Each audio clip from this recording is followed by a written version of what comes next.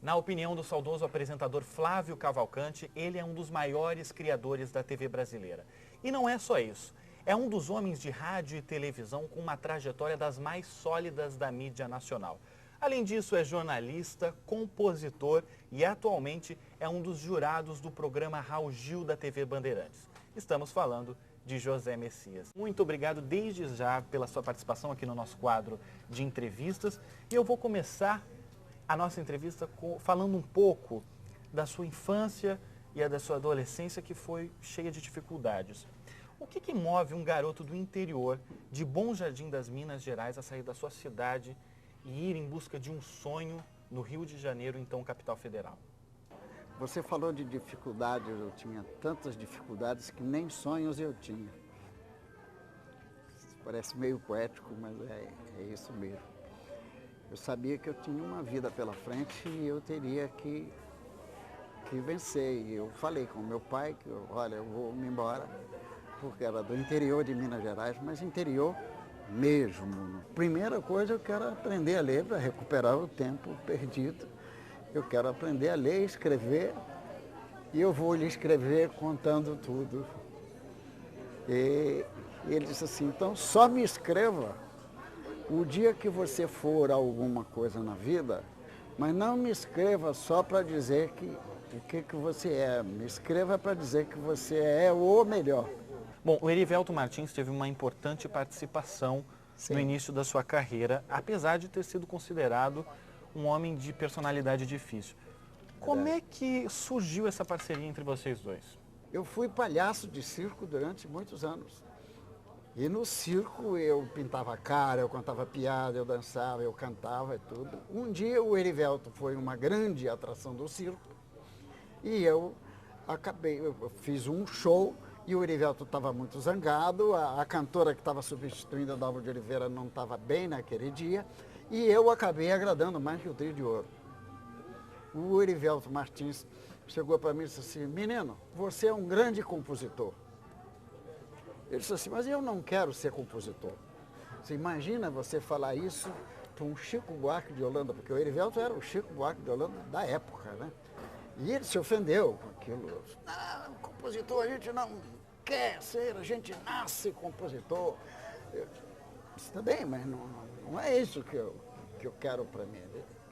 Eu quero vencer, eu quero ser igual o Brandão Filho da Rádio Nacional, que era o maior humorista da Rádio Nacional. Ele disse, sabe quando você vai ser igual o Brandão Filho? Nunca.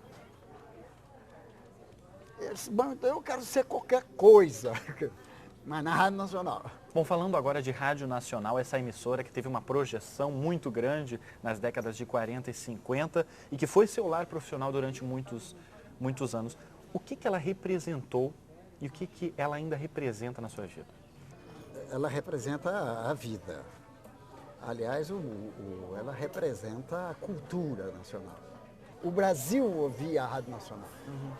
E tinha um noticiário chamado Repórter Esso, que entrava umas 5 vezes por dia. Quando entrava a característica musical do Repórter Esso, ecoava no país inteiro o som da Rádio Nacional.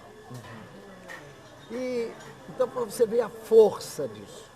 E eu estava lá dentro, aprendendo com essa gente. A sua estreia na rádio pode-se dizer que foi uma sucessão de acontecimentos, com uma variedade de atrações e até extrapolando o horário combinado do programa. E até tendo a participação de Emilinha Borba, então rainha do rádio. Como é que foi esse dia? A minha estreia foi um negócio de louco. Liguei para o Otelo, falei, fiz o que você mandou, já deu certo. Ele chegou assim, então faz o seguinte, chama o Erivelto para padrinho do seu programa. Como o Erivelto estava se separando da Dalva, o Erivelto não podia levar a Dalva como madrinha. Ele disse, mas eu vou arranjar uma madrinha para o seu programa. De repente, aquela multidão, tudo, quando botou a cara, era a Emilinha Borba chegando. O Erivelto chega assim, está chegando a madrinha do seu programa. A Emilinha foi a presença popular mais feminina do Brasil. Eu desafio que alguém me apresente alguém que tenha sido mais famosa que Emilinha Borba, só para você ter uma ideia.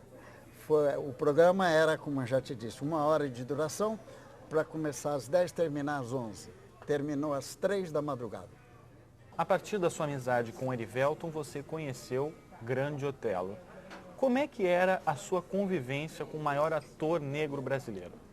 O Otelo é mais do que uma pessoa, era um santo negro que até me emociona ainda falando nele. Ele era muito amigo do Erivelton. Quando o Grande Otelo tinha dificuldade na assessoria dos trabalhos dele, ele me pedia emprestado para o Erivelton. Pedia emprestado e eu então trabalhava com os dois como secretário. Mas eu era aquele secretário que queria aprender tudo que aquela gente estava fazendo. Inclusive passei a fazer músicas também com o Grande Otelo. Você chegou a substituir o apresentador Chacrinha em algumas apresentações do programa do Velho Guerreiro. É verdade. Como é que era a sua relação com o apresentador? Relativamente boa, porque também tudo que aconteceu na minha vida foi em torno do Erivelton, porque eu era conhecido. Como ninguém me sabia quem eu era, para entrar nos corredores, nos bastidores da Rádio Nacional era muito difícil. Então eu entrava porque eu era o menino do Erivelton.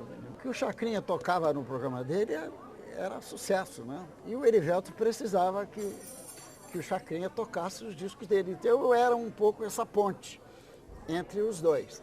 Como eu passei a ter intimidade, mais proximidade do Chacrinha, no final da carreira dele, ele teve um problema de doença muito séria no pulmão. Então, nesses momentos, às vezes, ele não podia fazer o programa. Então, ele recorria aos amigos para ir fazer o programa no lugar dele. E eu fui várias vezes. José Messias é sócio da Sociedade de Autores e possui mais de 200 composições. Algumas delas gravadas por grandes nomes da MPB, como Roberto Carlos, Caetano Veloso, Marisa Monte, Ângela Maria e Calbi Peixoto.